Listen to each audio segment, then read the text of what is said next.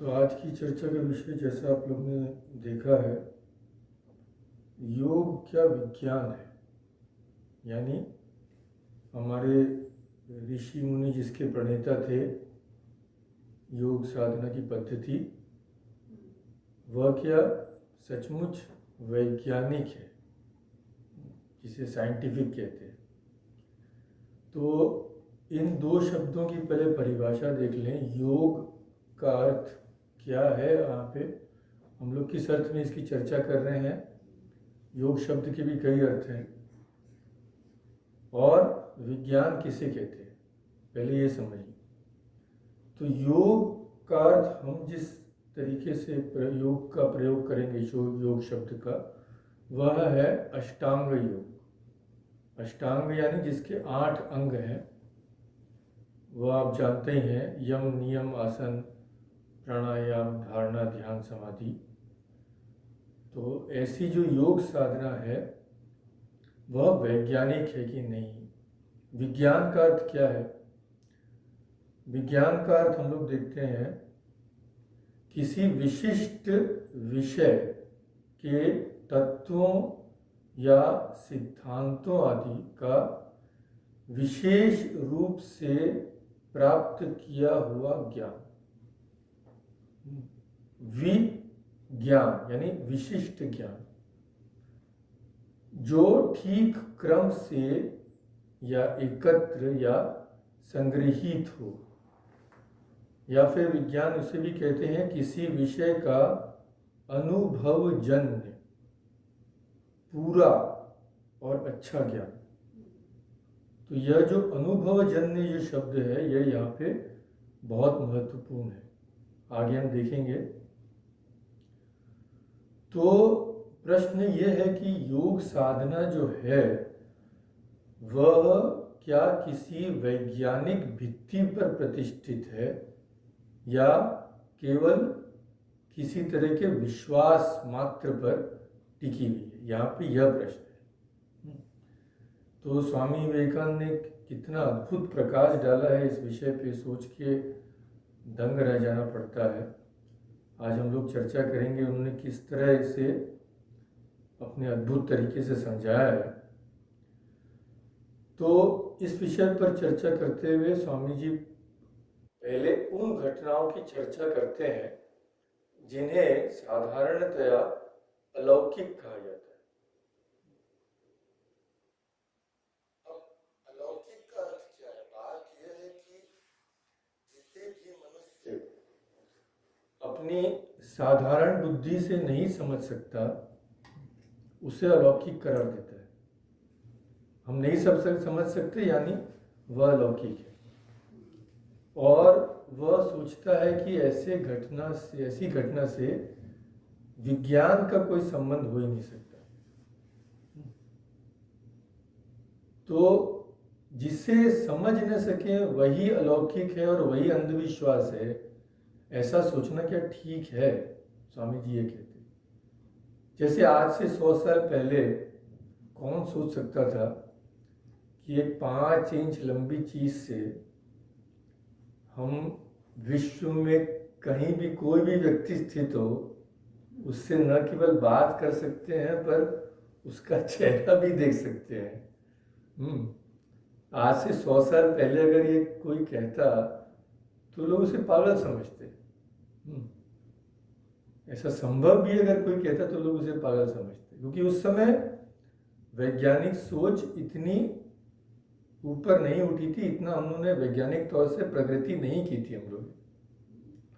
पर अगर उस समय कोई उसे पागल करार देता या उसे अंधविश्वास बोलता तो ठीक नहीं है, क्योंकि आज ये साबित हो चुका है कि ऐसा संभव है।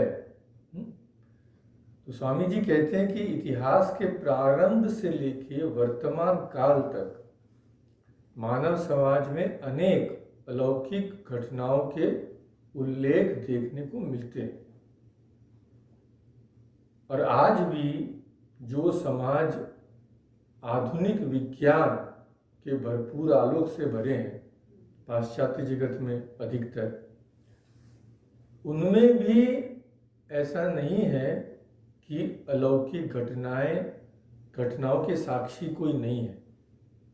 उन देशों में भी जहाँ विज्ञान का इतना प्रभाव है, इन घटनाओं की गवाही देने वाले लोगों की कमी नहीं है। पर हाँ, एक बात है जो हमें स्वीकार करनी पड़ेगी कि ऐसी अनेक घटनाओं का जिक्र, ऐसे अनेक प्रमाण विश्वास योग्य नहीं होते, क्योंकि जिनसे ऐसे प्रमाण मिलते हैं वे बहुतेरे अज्ञ होते हैं, अंधविश्वासी होते हैं अथवा धूर्त भी होते हैं। और बहुधा बाद में यह भी देखा जाता है कि जिन घटनाओं को अलौकिक कहा गया था वे वास्तव में नकल है या कोई छल है। ये तो हर चीज में देखिए, ये संसार के हर क्षेत्र में, तो इसमें खाली हम लोग इसको लेकर धर्म की निंदा नहीं कर सकते। तो स्वामी विवेकानंद का कहना है कि चूंकि हम में से अधिकांश लोग अलौकिक घटनाओं का कारण नहीं समझ सकते, तो क्या उन्हें बिल्कुल ही नकार दें, उन्हें बिल्कुल ही उड़ा दें, कैसा असंभव है, ऐसा हो ही नहीं सकता, ये अंधविश्वास है इत्यादि? नहीं, ऐसा नहीं करना चाहिए। स्वामी जी कहते हैं, क्यों? वे कहते हैं यथार्थ अनुसंधान किए बिना किसी बात को बिल्कुल उड़ा देना एक सत्य प्रिय वैज्ञानिक मन का परिचय नहीं देता।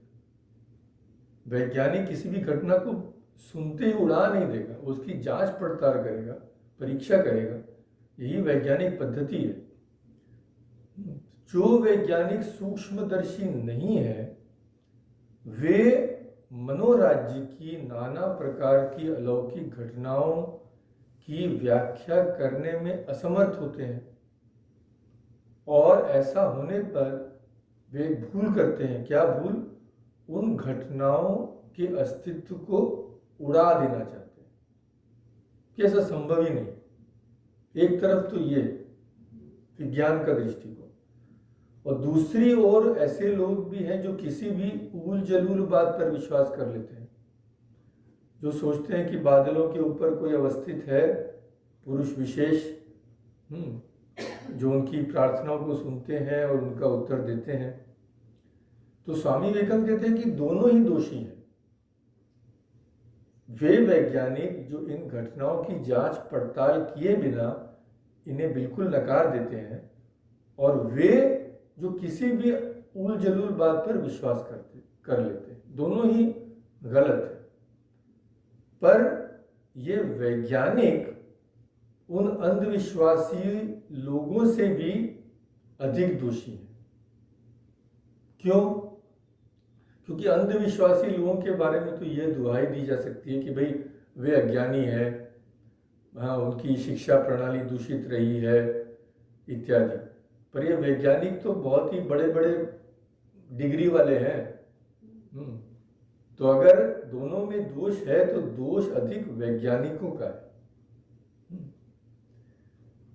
अब हजारों वर्षों से विश्व के कई लोगों ने कई प्रांतों में ऐसी अलौकिक घटनाओं का पर्यवेक्षण किया है, उनके संबंध में विशेष रूप से चिंतन किया है, और उनमें से कुछ साधारण तत्व निकले हैं, सम कॉमन प्रिंसिपल्स जिसको बोलते हैं। तो मनुष्य की जो धर्म प्रवृत्ति है, जो आज का हमारा विषय है, मनुष्य की जो धर्म प्रवृत्ति है उसकी आधार भूमि पर भी विशेष रूप से अत्यंत सूक्ष्मता से विचार किया गया। आप लोगों ने पहले हमारी चर्चाएं जो मन के ऊपर थी, मन बुद्धि चित्त अहंकार, उसमें देखा ये कितना सूक्ष्म विचार है। इन समस्त चिंतन और सूक्ष्म विचारों का फल हमारे ऋषियों द्वारा हजारों हजारों वर्षों से जो किया गया है, उसका फल यह योग विद्या है।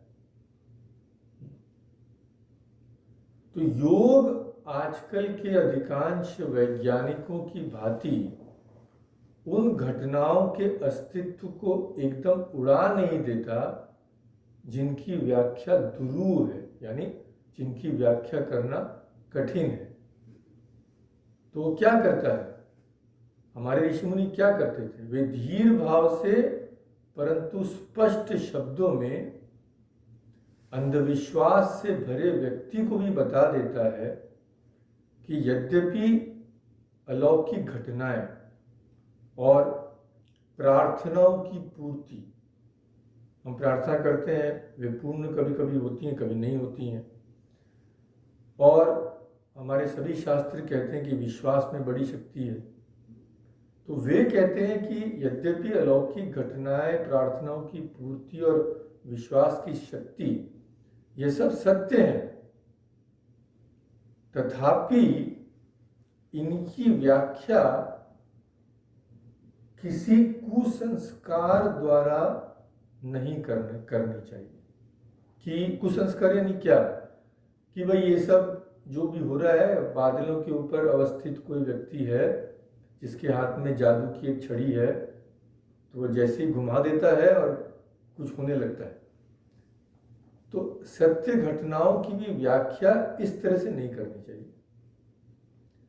तब फिर वह व्याख्या क्या है? हमारे ऋषि मुनियों ने जो इन तीन चीजों की, अलौकिक घटनाओं, प्रार्थनाओं की पूर्ति और विश्वास की शक्ति, इनकी क्या व्याख्या दी? हमारे ऋषि मुनि घोषणा करते हैं कि प्रत्येक मनुष्य के माध्यम से उसके पीछे वर्तमान ज्ञान और शक्ति के अनंत सागर की अभिव्यक्ति होती है। प्रत्येक मनुष्य के पीछे ब्रह्म है, जो अनंत शक्ति, अनंत ज्ञान का भंडार है। प्रत्येक मनुष्य का स्वरूप असल में वही ब्रह्म है। तो जैसे हम टैप खोलते हैं, पानी गिरता है, तो ये नल के पीछे क्या है? नल के पीछे समझ लीजिए, कहने के लिए एक अनंत भंडार है जल का।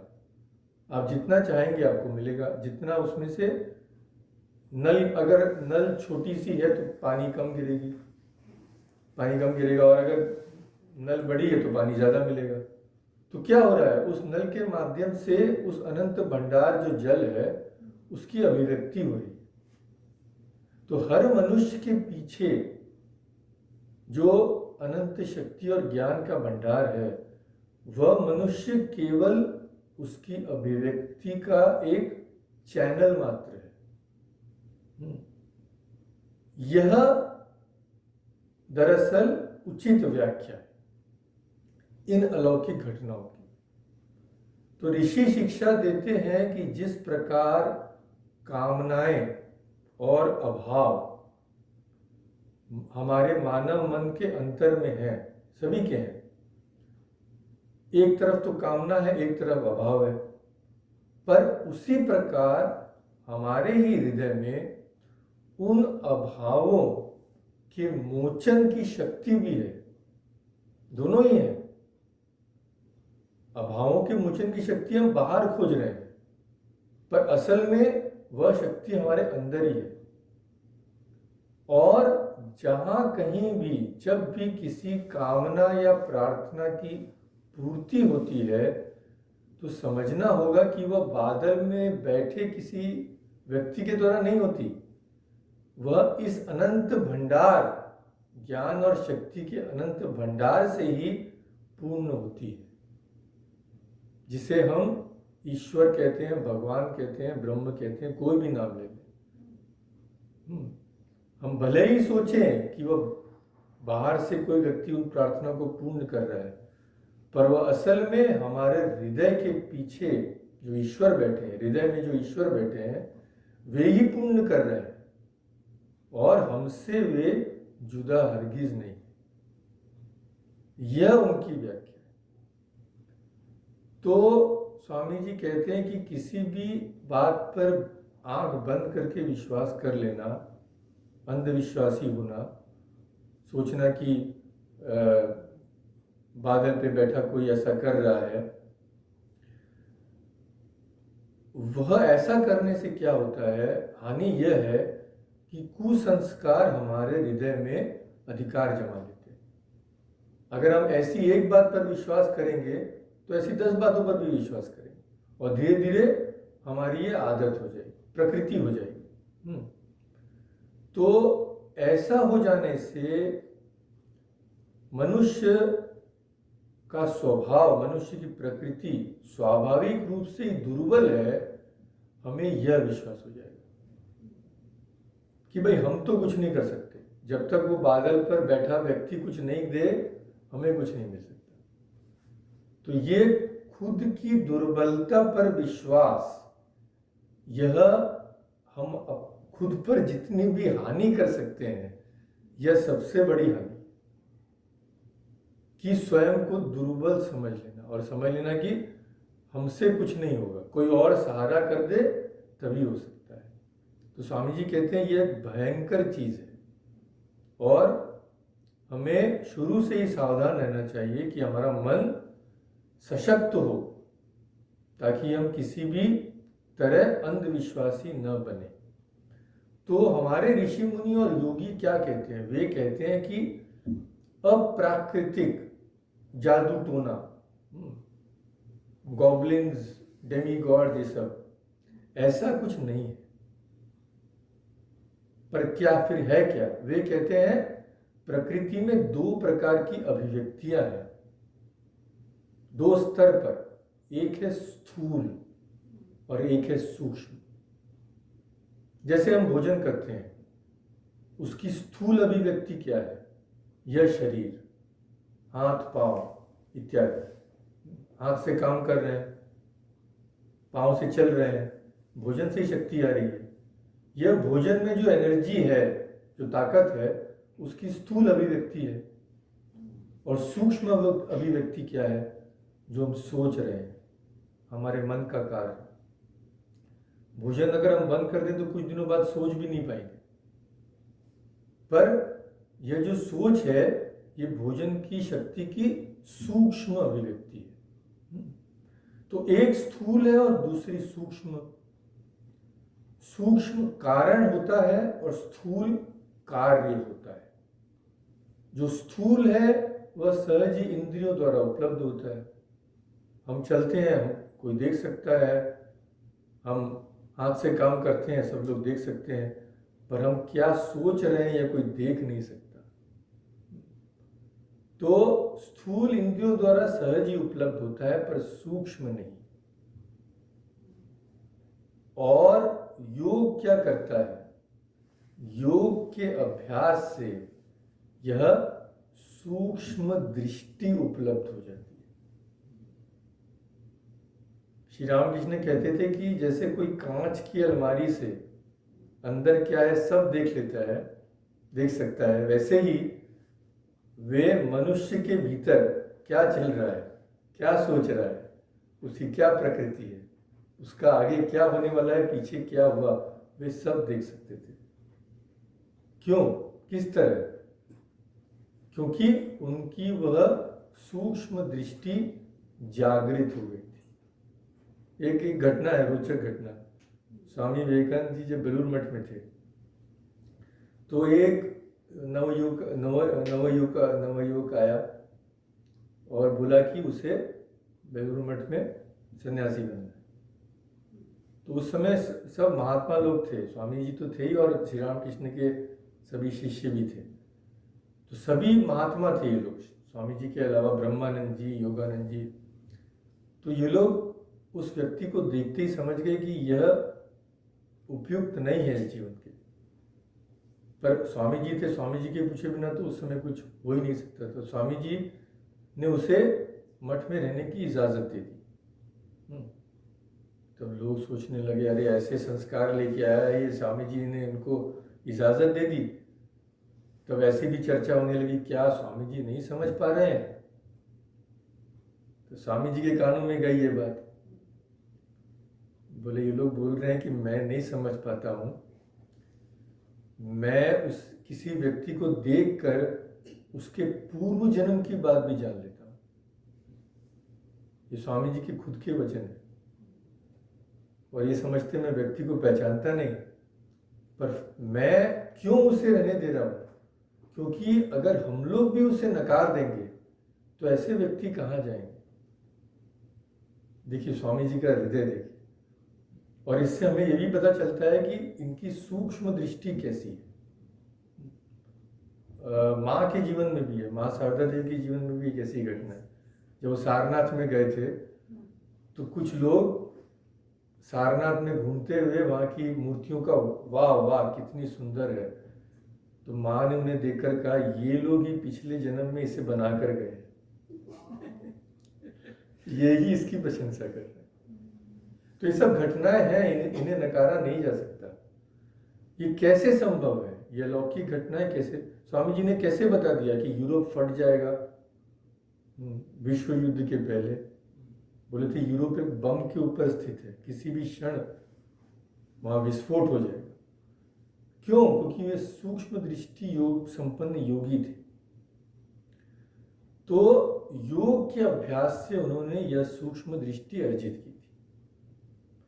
भारतवर्ष में जितने वेद मत अनुयायी दर्शन शास्त्र हैं, उन सबका एक ही लक्ष्य है कि किस तरह उस अनंत शक्ति और ज्ञान के भंडार का हमें ज्ञान हो जाए और हम उस अनंत शक्ति और ज्ञान को अपने शरीर और मन के माध्यम से मैनिफेस्ट करके, अभिव्यक्त करके हम इस शरीर और मन के बंधन से मुक्त हो जाए। यह बात, तो यह मुक्ति, इस मुक्ति को प्राप्त करना, उस शक्ति को अभिव्यक्त करना ही मनुष्य जीवन का उद्देश्य है। स्वामी जी कहते हैं प्रत्येक जीवात्मा असल में दिव्य है और इस दिव्यता को अभिव्यक्त करना ही, मैनिफेस्टिंग दिस डिविनिटी, यही मनुष्य जीवन का, योग का, साधना का, ज्ञान का, भक्ति का लक्ष्य है। तो योग शब्द बहुव्यापी है, पर हम इसे अष्टांग योग के रूप में ही व्यवहार करेंगे। और हर दर्शन, सांख्य, योग, किसी न किसी प्रकार इस योग का समर्थन करते ही है। सभी का कहना है कि इस योग साधना के बिना हम उस मुक्ति का लाभ नहीं कर सकते। अपने सच्चे स्वरूप का ज्ञान हमें इस साधना के बिना लाभ नहीं हो सकता। अब देखिए ज्ञान का स्रोत क्या है, ज्ञान कैसे प्राप्त होता है। देखिए ये सब चीज हमने कभी सोची ही नहीं। ज्ञान का एक ही आधार है, दो नहीं। क्या है? स्व अनुभूति, खुद का अनुभव। ज्ञान प्राप्त करने का और कोई मार्ग नहीं, जिसे हम अनुमान कहते हैं। जैसे हमने देखा कहीं से धुआं उठ रहा है और धुएं से हमें समझ आया कि जरूर कहीं आग लगी होगी, तो ये ज्ञान अनुमान से प्राप्त हो रहा है क्योंकि हम उस आग को देख नहीं पा रहे। पर यह प्राप्त होने के पीछे भी कारण है उस धुएं को देखना, उसका अनुभव करना, उसे प्रत्यक्ष करना। तो बाकी जो भी तरह के ज्ञान है वे सब इस प्रत्यक्ष पर, अनुभव पर ही निर्भर हैं, जिसे हम सामान्य से, जिसमें हम सामान्य से सामान्यतर या सामान्य से विशेष पर पहुंचते हैं, उसकी बुनियाद भी स्व अनुभूति है। तो सामान्य ज्ञान, जैसे ये जो उदाहरण है, ये हम लोग क्या करते हैं, जनरलाइज कर रहे हैं कि भाई जब जब आग हमने देखी, धुआं देखा, यानी धुएं का मतलब ही होता है कहीं आग लगी। तो ये जनरलाइज कर दिया इसको। पर इसका आधार भी तो प्रत्यक्ष है, कहीं ना कहीं तो हमने आँख के साथ धुआं देखा है। तो ज्ञान का एक ही मार्ग है, अपनी अनुभूति, और जिसको अंग्रेजी में एग्जैक्ट साइंस कहते हैं। एग्जैक्ट साइंस माने वे विज्ञान, ऐसा विज्ञान जिनके तत्व इतनी दूरी तक सत्य निर्णीत हुए हैं कि उनके द्वारा भविष्य निश्चय पूर्वक बताया जा सकता है, उन्हें एग्जैक्ट साइंस कहते हैं। जैसे गणित, 2+2 क्या होगा? अरे भाई 4 ही होगा, उसमें कोई हेर फेर नहीं हो सकता। तो इसे एग्जैक्ट साइंस कहते हैं। और हमारी ज्योतिष विद्या भी ऐसी है, याद रहे। पर अब हर चीज में होता है, धूर्तों के हाथ में लगकर ये विद्या कलुषित हो जाती है। पर जिन्हें ये ज्ञान है, ये विद्या, वे ठीक ठीक बता सकते हैं कि आगे भी क्या होने वाला है। तो इन्हें एग्जैक्ट साइंसेस कहते हैं, और ये भी अनुभव पर ही प्रतिष्ठित हैं। और ये जो एग्जैक्ट साइंस है, इनकी सत्यता हमें सहज ही समझ में आ जाती है। क्यों? क्योंकि वे सीधी बात कहते हैं। बोले भाई मैंने जो किया तुम भी करके देख लो, बस तुम्हें कोई संशय है? मैंने जो किया वो तुम भी कर लो। मैं यहां से कैसे जाऊंगा टोरंटो? बोले भाई ये फ्लाइट इस समय यहां जाती है, कैसे विश्वास हो? अरे भाई जाके देख लो। और क्या? तो इन चीजों पे विश्वास हमें सहज रूप से हो जाता है, क्योंकि वे प्रत्येक व्यक्ति से कहते हैं कि तुम स्वयं जचाई कर लो, जांच लो कि यह बात सत्य है कि नहीं। जांच करने के बाद उस पर विश्वास कर लेना। तो वैज्ञानिक हमें किसी भी विषय पर ऐसे ही विश्वास कर बैठने को नहीं कहेंगे। उन्होंने जो कुछ स्वयं प्रत्यक्ष किया है, अनुभव किया है, उन पर विचार करके वे कुछ सिद्धांतों पर पहुंचे। जब वे उन सिद्धांतों पर हमसे विश्वास करने के लिए कहते हैं, तो उसकी भित्ति क्या है? उसकी भित्ति है अनुभव, जो उस पद्धति से गुजरने वाले किसी भी इंसान को प्राप्त हो सकते हैं। तो प्रत्येक निश्चित ज्ञान, यानी प्रत्येक एग्जैक्ट साइंस की एक सामान्य आधारभूमि। ये हम क्यों आलोचना कर रहे हैं? क्योंकि हमें देखना पड़ेगा कि योग क्या विज्ञान है कि नहीं। तो पहले हम विज्ञान की चर्चा कर रहे हैं। तो विज्ञान में विश्वास करने को हमारे वैज्ञानिक कब कहते हैं? वे कहते हैं भाई स्वयं करके देख लो, उसे हम वैज्ञानिक पद्धति कहते हैं। बोले भाई ठीक है, अगर खुद करके हम उसी नतीजे पे पहुंचे तो बात ठीक है, प्रमाणित हो गई। तो प्रत्येक विज्ञान निश्चित ज्ञान की एक सामान्य आधारभूमि है, और उससे जो सिद्धांत उपलब्ध होते हैं उनका सत्य होना या असत्य होना हम तत्काल समझ लेते हैं, कोई संशय का अवकाश ही नहीं। जैसे एक साइंटिस्ट ने कहा, हाइड्रोजन के 2 मॉलिक्यूल ऑक्सीजन के 2 मॉलिक्यूल अगर मिला दे तो पानी हाथ लगेगा, H2O इज वाटर। तो हम बोले भाई क्या प्रमाण है? प्रमाण ये है कि भाई तुम जाओ लेबोरेटरी में, प्रयोगशाला में जाओ और मिला के देख लो। तो जिसने भी किया उसे पानी मिला। तो इस आधार पर यह बात सत्य प्रमाणित हो गई, और हर बार सत्य होगी। आप करेंगे तो भी सत्य, मैं करूंगा तो भी सत्य, जदू श्याम मल्लिक कोई भी करेगा सत्य। तो एक सामान्य आधारभूमि हो गई ना इसकी। तो अब प्रश्न है कि धर्म की, योग की क्या ऐसी सामान्य आधारभूमि है कि नहीं? अगर हो तभी तो मुझे वैज्ञानिक कहेंगे ना। अब यह प्रश्न है। तो संसार भर में अब समस्या ये हो गई है कि संसार भर में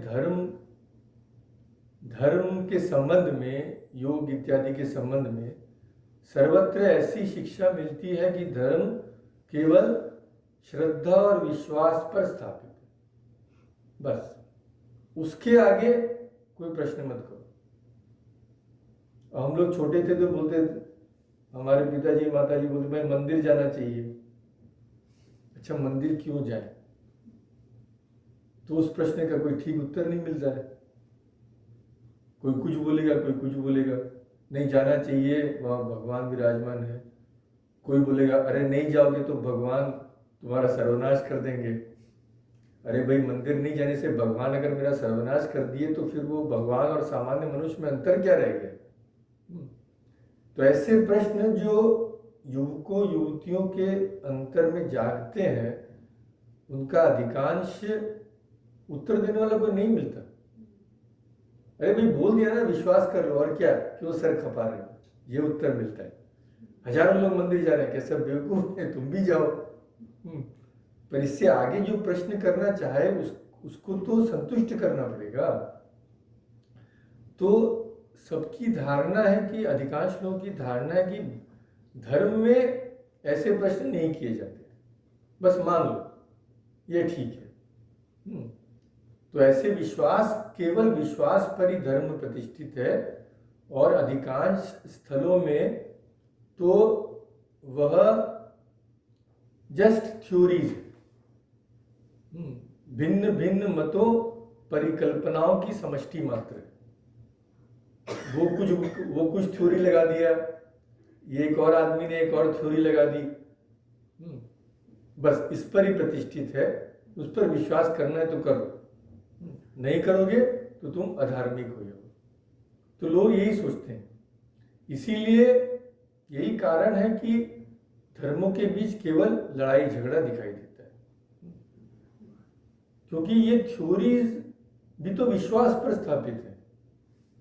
मैं ऐसे ही कुछ कह दिया कि भगवान यहाँ से 7वें आसमान पर स्थित है। अब ये तो थ्योरी है। कोई पूछता है आपको कैसे पता, तो मैं घुमा फिरा के उसको कुछ समझा देता हूँ। तो ये थ्योरी है और ये भी विश्वास पर प्रतिष्ठित है, क्योंकि इसमें गुंजाइश नहीं है कोई प्रश्न करने की। कोई आएगा तो मैं बोलूँगा भाई विश्वास कर लो तो तुम्हारा उद्धार हो जाएगा। ऐसे लोगों की संख्या संसार में कम नहीं है। तो इस पर अगर ऐसी स्थिति रहे तो झगड़ा होना अनिवार्य है, क्योंकि जहाँ कोई वैज्ञानिक बेसिस नहीं है, वहाँ पे मेरा मत यह है, तुम्हारा मत यह है, कौन सा ठीक है, लो झगड़ा करें, तलवार निकाल लो, जिसकी गर्दन बची उसी का मत ठीक। तो यह कोई सल्यूशन नहीं है, यह कोई समाधान नहीं है। कोई कह दिया बादलों के ऊपर एक महान पुरुष है, वही संसार का शासन करते हैं, और जो ऐसे महान वक्ता है वे अपनी बात के बल पर ही मुझे इस पर विश्वास करने को कहते हैं। तो मेरी भी तो ऐसी अनेक भावनाएं हो सकती है, मैं भी दूसरों को विश्वास करने के लिए कह सकता हूँ। और यदि वे कोई युक्ति चाहे, कोई रीजन चाहे, इस विश्वास का कारण पूछे, तो मैं असमर्थ हूँ, क्योंकि ये तो मेरे मन से उपजी है। इनकी मैं क्या युक्ति दूंगा? इसीलिए ऐसे लोगों की वजह से ही आजकल धर्म और दर्शन शास्त्रों की इतनी निंदा सुनी जाती है। प्रत्येक शिक्षित व्यक्ति का मानो यही मनोभाव है, ओहो ये धर्म कुछ मतों के, कुछ थ्योरीज के गट्ठे भर है, इनके सत्य असत्य होने के विचार का कोई मापदंड नहीं है, जिसके जो भी मन में आया वो बोल के चला गया। तो हम एक समय था, हम लोग भी ऐसे ही समझते थे जब हम लोग युवक थे, तो ये सब उलझुल बातें हैं। हाँ, पर जब हमने स्वामी विवेकानंद को पढ़ा तो एक ऐसा व्यक्ति मिला कि जो हमें केवल विश्वास करने के लिए नहीं कहता, जो हमें युक्ति से दिखलाता है। केवल स्वामी विवेकानंद भी ऐसे आचार्य नहीं हुए, आगे भी हुए हैं। भगवान शंकराचार्य स्वयं, उनकी तो बात ही क्या है, ऐसी युक्ति तो मैंने अच्छे अच्छे दिमाग चकरा जाए। पर हम लोग युवक थे उस समय, अंग्रेजी मीडियम में पढ़े, तो शंकराचार्य तक पहुंच हम लोग की नहीं थी, पर स्वामी विवेकानंद जी तक हम लोग समझ सकते थे उनकी भाषा। तो मेरा कहने का मतलब ये है कि लोगों को अगर धर्म पर विश्वास कराना है तो ये बहुत जरूरी है कि इस धर्म का विश्लेषण हम किसी युक्तिपूर्ण दृष्टि से करें, ऐसे ही विश्वास करने नहीं कहें। तो स्वामी विवेकानंद कहते हैं कि लोग चाहे जो भी सोचें, पर वास्तव में धर्म भी एक विज्ञान की तरह ही एक सार्वभौमिक भित्ति पर प्रतिष्ठित है। वही विभिन्न देशों के विभिन्न संप्रदायों के भिन्न भिन्न मतवादों और सब प्रकार की विभिन्न धारणाओं को वही भित्ति नियमित करती है। और उन सब के मूल पर अगर हम जाएं तो हम देखते हैं कि विज्ञान की तरह ही धर्म भी अनुभूति पर ही प्रतिष्ठित है। जो हमने चर्चा की, भाई विज्ञान जो सत्य कहता है उस पर संशय नहीं किया जा सकता, क्योंकि वो अनुभूति पर प्रतिष्ठित है। तो वो चुनौती देता है कि भाई मैं 2+2 करके 4 पाया, तुम भी कर लो, तुम भी 4 पाओगे। तो धर्म भी वैज्ञानिक इसलिए है कि वह भी इस सार्वजनिक अनुभूति पर ही प्रतिष्ठित है। यह बात किस तरह से हम लोग देखते हैं, आइए। तो पहली बात तो यह है, स्वामी जी कहते हैं कि यदि हम पृथ्वी के भिन्न भिन्न धर्मों का विश्लेषण करें तो हमें ज्ञात हो जाएगा कि ये 2 श्रेणियों में विभक्त है। कुछ की शास्त्र भित्ति है, उस धर्म के शास्त्र है, तो जो शास्त्र भित्ति पर स्थापित है वे धर्म दृढ़ है और उन धर्मों को मानने वाली की संख्या भी अधिक है। और जिनकी शास्त्र भित्ति नहीं है वे धर्म प्राय लुप्त हो गए, क्योंकि वापिस रेफर करने का तो कोई स्थान नहीं बचा ना, यह बात है। तो फिर भी इन सभी संप्रदायों में, इन सभी धर्मों में एकता है, एक आधार भूमि है जो सबके लिए कॉमन है, सबके लिए एक है। वह क्या? वह यह कि उन सब की शिक्षा किसी विशिष्ट व्यक्ति या व्यक्तियों के प्रत्यक्ष अनुभव पर प्रतिष्ठित है। यह सब में समान, सब धर्मों में समान। यह अनुभव ही सब धर्मों की भित्ति है, जिस तरह से अनुभव ही विज्ञान की भित्ति है, साइंस की भित्ति है। तो ईसाई यानी क्रिश्चियन हमें अपने धर्म पर, ईसा के अवतार होने पर विश्वास करने को कहते हैं। यदि मैं उनसे इस विश्वास का कारण पूछूं तो एक ईसाई कहेगा भाई ये मेरा विश्वास है।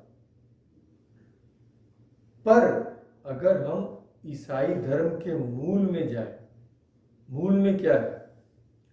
मूल में वही है कि ईसाई धर्म भी अनुभूति पर स्थापित है। ईसा ने क्या कहा? ईसा ने कहा मैंने ईश्वर के दर्शन किए। उनके शिष्यों ने भी यही कहा कि हमने ईश्वर का अनुभव किया है। बौद्ध धर्म में, बौद्ध धर्म के संबंध में भी ऐसा है। वह किस पर स्थापित है? भगवान बुद्ध की प्रत्यक्ष अनुभूति पर स्थापित है। भगवान बुद्ध ने भी कुछ सत्यों का अनुभव किया था, उन्होंने उन सब को प्रत्यक्ष किया था और उन्होंने उसी सत्य का संसार में प्रचार किया। और हिंदुओं के संबंध में ये बात तो है ही।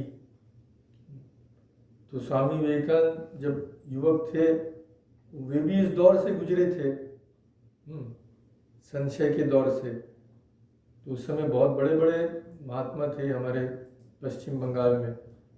तो स्वामी जी उन सबके पास जाते थे, बोले महोदय आपने क्या ईश्वर का साक्षात्कार किया है? तो कोई इधर ताकने लगता, कोई उधर ताकने लगता। पर जब श्री राम कृष्ण के पास गए तो उन्होंने कहा हाँ, मैंने ईश्वर का साक्षात्कार किया है और मैं तुमको जिस तरह से देख रहा हूं उसी तरह से, उतने स्पष्ट रूप से मैंने ईश्वर के भी दर्शन किए। तो हिंदू के शास्त्रों में ऐसे लोगों को ऋषि कहा गया है, ऋषि नाम से संबोधित किया गया है। ऋषि यानी मंत्र दृष्टा। वे कहे गए हैं कि हमने कुछ सत्यों के अनुभव किए हैं और उन्हीं का हम संसार भर में प्रचार करते हैं। तो यह तो स्पष्ट है कि समस्त धर्म संसार के प्रत्यक्ष अनुभूति पर स्थापित है। प्रत्यक्ष अनुभूति जो ज्ञान की सार्वभौतिक और सुदृढ़ भित्ति है। यह अनुभूति ही विज्ञान की भित्ति है और यही अनुभूति भी धर्म की, योग की भी भित्ति है। यह हमें याद रखना चाहिए। सभी धर्माचार्यों ने ईश्वर को देखा था, उन सभी ने आत्मदर्शन किए थे, अपनी दिव्य दृष्टि से आत्मा का स्वरूप, भगवान का स्वरूप, यह सब सूक्ष्म से भी सूक्ष्मतर जो तत्व है उन्हें उनका प्रत्यक्ष ज्ञान हुआ था और उसी का वे प्रचार कर गए। पर स्वामी जी कहते हैं कि एक बात हमें याद रखनी चाहिए, अधिकांश धर्मों में आजकल एक अद्भुत दावा हमारे सामने आता है। क्या? वह यह कि यह आचार्यगण तो अनुभूति कर गए थे, पर इस समय यह अनुभूतियां असंभव है। वे कर लिए थे पर तुम नहीं कर सकते। जो धर्म के प्रथम संस्थापक थे, बाद में जिनके नाम से उस धर्म का प्रवर्तन और प्रचलन हुआ, उनका कहना है कि ऐसे केवल थोड़े व्यक्तियों के लिए ही ऐसा प्रत्यक्ष अनुभव संभव हुआ था। तुम्हारे लिए संभव नहीं है, तुम तो बस विश्वास करो। अब ऐसे अनुभव होने का कोई रास्ता नहीं है, तो अब भाई धर्म पे खाली विश्वास करो। स्वामी जी कहते हैं यह बात बिल्कुल अवैज्ञानिक है और वे कहते हैं मैं पूरी शक्ति से इस बात को अस्वीकृत करता हूं। स्वामी विवेकानंद।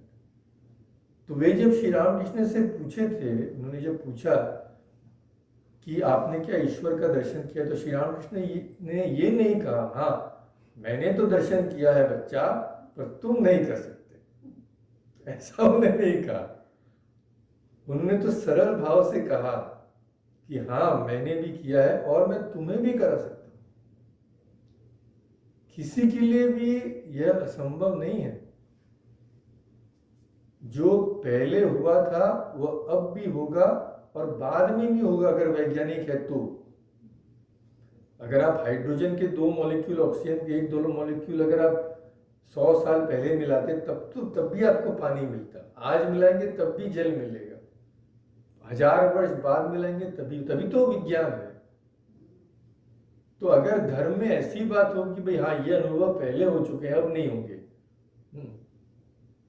तो यह बात वैज्ञानिक नहीं है और स्वामी जी इसके स्वीकार नहीं करते। वे कहते हैं यदि संसार में किसी प्रकार के विज्ञान के किसी विषय की किसी ने भी प्रत्यक्ष उपलब्धि की है तो इससे इस सार्वभौमिक सिद्धांत पर पहुंचा जा सकता है कि पहले भी कई बार उसकी उपलब्धि हुई है, आज भी हो सकती है और अनंत काल तक उसकी संभावना रहेगी। क्या भगवान बुद्ध ने क्या कहा? मेरे पहले इस ज्ञान को कोई नहीं प्राप्त किया है। श्री रामकृष्ण ने क्या कहा कि मैं पहला व्यक्ति हूं संसार में? बिल्कुल नहीं।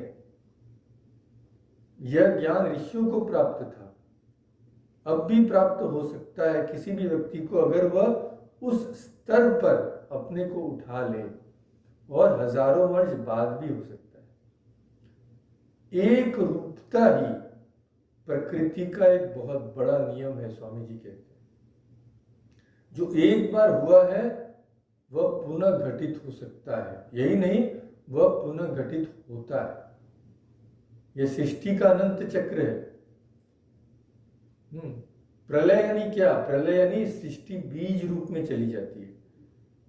हम हिंदू विनाश का अर्थ शून्य में मिल जाना ऐसा नहीं समझते। विनाश यानी बीज रूप में चले जाना, फिर उसकी अभिव्यक्ति होती है। तो सृष्टि भी ऐसी है, संसार की, ब्रह्मांड की सृष्टि होती रहेगी, होती रही है। तो इसीलिए योग विद्या के आचार्यगण कहते हैं कि धर्म पूर्वकालीन अनुभवों पर केवल स्थापित ही नहीं, वरन इन अनुभवों से स्वयं जब तक हम संपन्न नहीं हुए, जब तक हम खुद उन अनुभवों को प्राप्त नहीं कर सके, हम सही अर्थ में धार्मिक नहीं हो सकते। यही नहीं कि वे अनुभव हमें प्राप्त हो सकते हैं, पर जब तक हम उन अनुभवों को प्राप्त नहीं कर लिए, हम ऋषि नहीं बन सकते, तत्वज्ञ नहीं बन सकते, मुक्ति प्राप्त नहीं कर सकते। और जिस विद्या के द्वारा ये अनुभव प्राप्त होते हैं उसका नाम है योग। देखिए किस तरह से स्वामी जी ने, क्या अद्भुत व्याख्या है। धर्म के सत्यों का जब तक कोई अनुभव नहीं कर लेता, या कम से कम सच्चे दिल से प्रयास तक नहीं करता, तब तक धर्म की बात करना वृथा है, ढोंग है। श्री रामकृष्ण कहते हैं कि लाखों में एक व्यक्ति ही शायद ईश्वर पर सचमुच विश्वास करता है। क्यों? उसका कारण बताते हैं। समझ लो 2 कमरे हैं, एक कमरे में एक चोर है और दूसरे कमरे में खनखनाहट हो रही है सिक्कों की, जेवरों की। वह जानता है कि वहाँ अमूल्य धन रखा है, माने ऐसा धन कि अगर उसे मिल जाए तो बस जन्म भर तक मौज ही मौज है। तो अगर उस चोर को विश्वास है उस धन के अस्तित्व के बारे में, वह रात को क्या आंखें बंद कर सकेगा? वो तो यही सोचता रहेगा, अरे कैसे उसको मिले मेरे को। वो पागल हो जाएगा उसके लिए, और जब तक उसे वो प्राप्त नहीं हो चैन की सांस नहीं लेगा। तो श्री रामकृष्ण कहते हैं अगर हमें ईश्वर पर सचमुच विश्वास हो जाए, क्या कि ईश्वर ऐसे हैं जो अनंत ज्ञान, अनंत शक्ति, अनंत सुख के भंडार है, जिन्हें पाने पर, जिनका प्रत्यक्ष करने पर हमारे सारे अभाव चिरकाल के लिए मिट जाएंगे, हम अनंत आनंद के, दिव्य आनंद के सागर में निमज्जित हो जाएंगे। अगर हमें ऐसा विश्वास होता तो हम क्या ईश्वर को पाने के लिए पागल नहीं हो जाते? हम क्या इधर उधर घूमते रहते, ये खाने वो खाने ये देखने? हमारा तो ध्यान खाली उस तरफ रहता है, जिस तरह चोर का ध्यान खाली वो सिक्कों पर, जेवरातों पर है, उसे और कुछ सुझाई नहीं देगा जब तक उसे नहीं मिले। इसलिए श्री रामकृष्ण कहते हैं सच्ची में ईश्वर पर विश्वास करने वाला शायद लाखों में कोई एक होता है।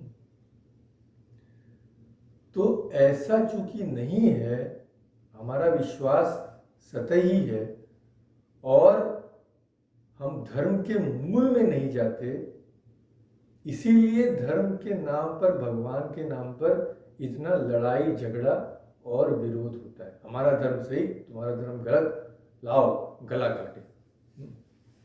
और अगर हम समझ पाए कि दोनों की भित्ति एक ही है, सब संसार में धर्मों की भित्ति एक ही है, तो कौन किसी से किस बात पर लड़ाई करे? तो ऐसा नहीं है। इसीलिए भगवान के नाम पर जितना खून बहा है उतना और किसी कारण नहीं बहा। ये किसी बड़ी विडंबना है। क्यों? क्योंकि व्यक्ति मूल तक नहीं गया। सब लोग कुछ आचारों का अनुमोदन करके ही संतुष्ट रहते, बस यह कर लिया धर्म हो गया। एक बार जाके सप्ताह में मंदिर में जाके घंटा हिला दिया, बस हम धार्मिक हो गए। और जो नहीं हिलाया उनको हम नीची दृष्टि से देखते, बोले कितना नीच व्यक्ति है ये।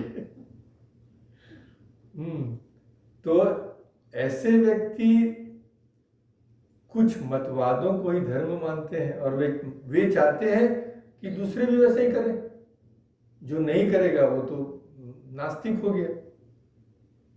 तो जिन्हें आत्मा की अनुभूति या ईश्वर साक्षात्कार नहीं हुआ, जो ऐसा करने का प्रयास भी नहीं कर रहे हैं, स्वामी जी कहते हैं उन्हें कहने का क्या अधिकार है कि आत्मा है या ईश्वर है? अरे भाई, तुम खुद विश्वास करते हो क्या? तो यदि ईश्वर है तो उनका साक्षात्कार करना होगा। यदि आत्मा नाम की कोई चीज है तो उसकी उपलब्धि करनी होगी, अन्यथा विश्वास न करना ही भला है। स्वामी विवेकानंद कहते हैं ढोंगी होने से स्पष्टवादी नास्तिक होना ज्यादा अच्छा।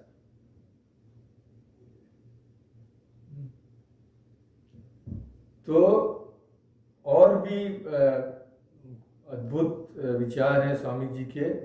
आज हमारा समय प्राय समाप्त हो गया है, तो अगली बार हम इसी विषय की चर्चा को जारी रखेंगे। और स्वामी जी ने किस तरह ये सिद्ध करा है कि हमारे धर्म, हमारी योग साधना एक वैज्ञानिक भूमि पर प्रतिष्ठित है, केवल अंधविश्वास पर ही नहीं।